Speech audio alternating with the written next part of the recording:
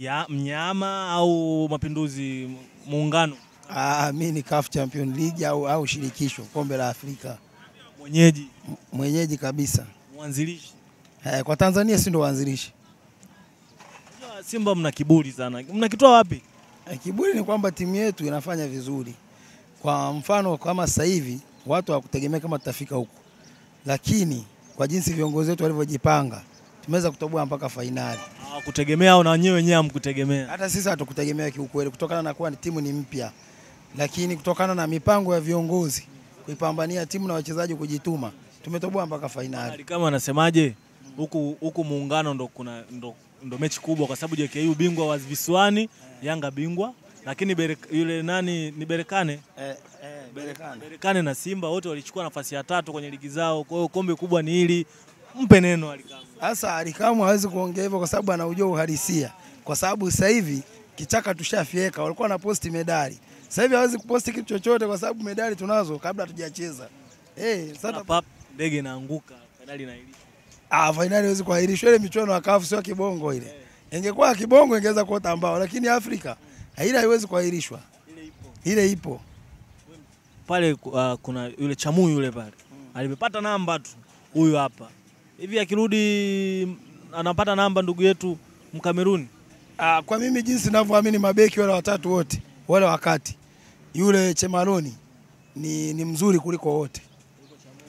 Yani ni mzuri kuliko wote.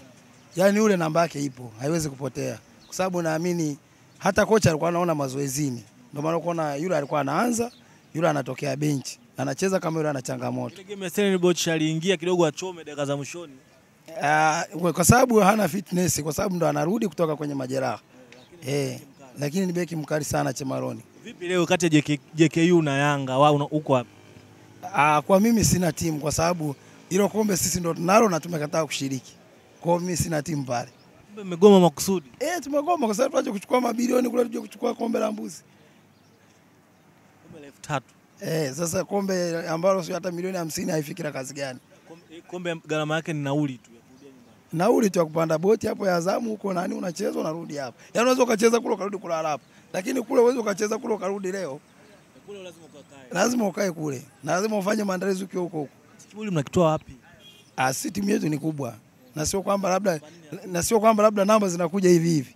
Ni kwa sababu tunafanya vizuri. Namba uweze kuzipata bila kufanya vizuri. Bwana tumzungumzie au amewapeleka finali lakini mnaona kama mpira haupo.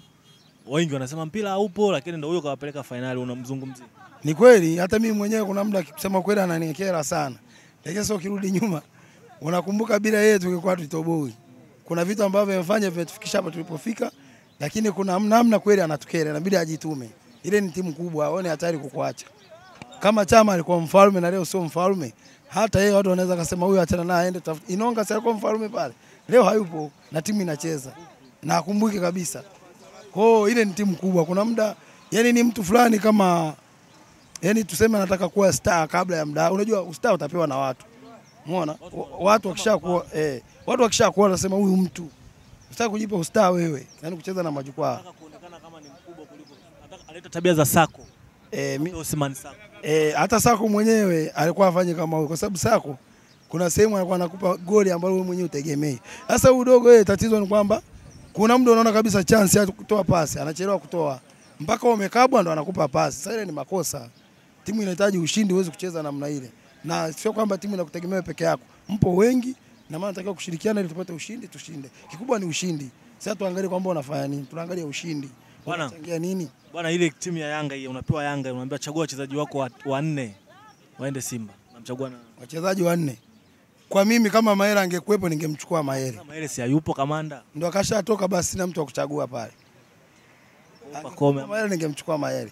Lakini wale wengine wako level sawa na wachezaji wa Simba. Max Nzengeli wakati maana hawajatoboa sisi tumetoboa. Kwani Mwarabu alishindwa kumfunga kule si namba 2 kwenye ligi yao. Sisi tumemfunga namba 1 anaongoza kule.